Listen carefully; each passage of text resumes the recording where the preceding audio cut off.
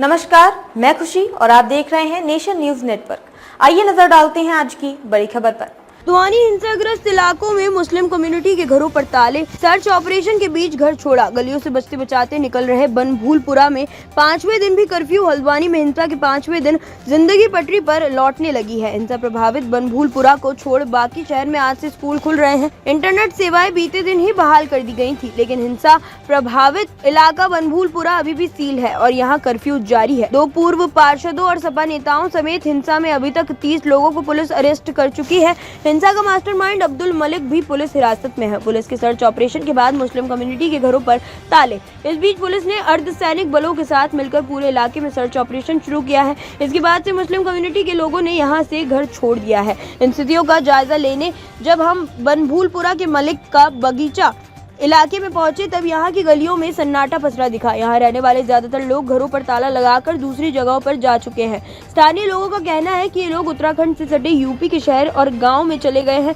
इलाका सील होने के बावजूद लोग गलियों से बचते बचाते परिवार समेत यहाँ से निकल रहे हैं। मुस्लिम कम्युनिटी के पलायन के सवाल पर नैनीताल के एसएसपी प्रहलाद सिंह मीणा ने दैनिक भास्कर से कहा, ये पलायन जैसी चीज नहीं है। उपद्रव के दौरान और कर्फ्यू लागू होने के पहले कुछ लोग वहाँ से चले गए थे, उन्हीं घरों पर ताले लगे हैं। पुलिस मजिस्ट्रेट के आदेश पर घर घर सर्च ऑपरेशन चला रही है। उपद्रव में शामिल लोग पकड़े जाने के डर से भी इधर उधर भाग गए होंगे। कर्फ्यू लागू होने के बाद से जो जहां था वहीं है। कर्फ्यू ग्रस्त इलाके में राहत सामग्री बंटवा रहे प्रशासन।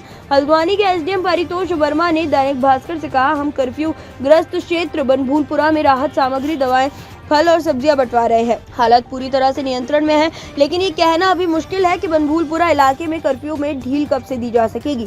ये पूरी तरह यहाँ के हालात पर निर्भर करेगा। हम लगातार इसका आकलन कर रहे हैं, लेकिन हमने इस एरिया में रविवार शाम से मेडिकल स्टोर और अस्पतालों को खुलवा दिया है। थाने से कारतूस भी लूट ले गए थे, उपद्रवी रिवॉल्वर भी छीना। नैनीताल एसएसपी प्रहलाद सिंह ने मीणा ने जानकारी देते हुए कहा, हिंसा वाले दिन 8 फरवरी को उपद्रवियों ने बनभूलपुरा थाने में आगजनी करके वहाँ रखे कारतूस भी लूट लिए थे। एसएसपी ने लूटे गए कारतूस की सटीक संख्या नहीं बताई। उन्होंने कहा कि जो कारतूस उपद्रवी ले गए थे उसमें से 99 कारतूस हमने अरेस्ट किए गए लोगों से रिकवर कर लिया है। ये लाइव राउंड है। इनमें 7.62 मिलीमीटर के 67 और 9 मिलीमीटर के 32 कारतूस है। एसएसपी ने हिंसा के दौरान मलिक का बगीचा क्षेत्र में एक पुलिस रिवॉल्वर उपद्रवियों द्वारा छीने जाने के बाद भी कबूल की है। उन्होंने कहा कि हमें छीने गए पुलिस रिवॉल्वर को रिकवर करने की कोशिश में लगे हुए लूटे गए बाकी कारतूसों को रिकवर करने की कोशिश भी की जा रही है। केंद्रीय मंत्री अजय भट्ट ने कहा, दंगाइयों से सख्ती से निपटेंगे। केंद्रीय रक्षा एवं पर्यटन राज्य मंत्री अजय भट्ट रविवार रात को हल्द्वानी पहुंचे। हल्द्वानी कोतवाली पहुंचकर उन्होंने घायल पुलिस कर्मियों से मुलाकात की। उन्हें आश्वासन दिया कि सरकार उनके साथ है और दंगाई के खिलाफ कठोर कार्रवाई होगी। केंद्रीय मंत्री से मुलाकात के दौरान एक घायल पुलिसकर्मी गोविंदी फपक पड़ी, बोली बस किसी तरह जान बच गई। उस दिन लगने लगा था कि अब तक बच नहीं पाएंगे।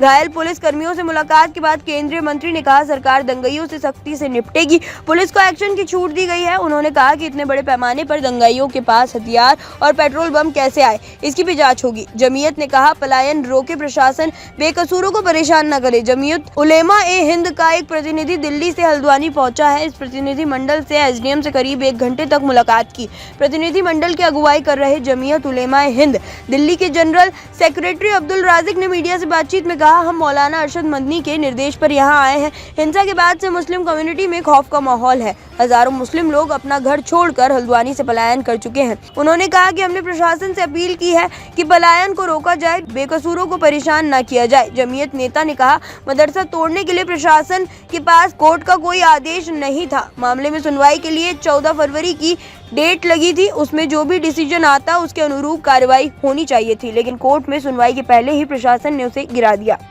खबरों में अब तक के लिए बस इतना ही। फिर होगी आपसे मुलाकात ऐसी ही एक बड़ी खबर के साथ।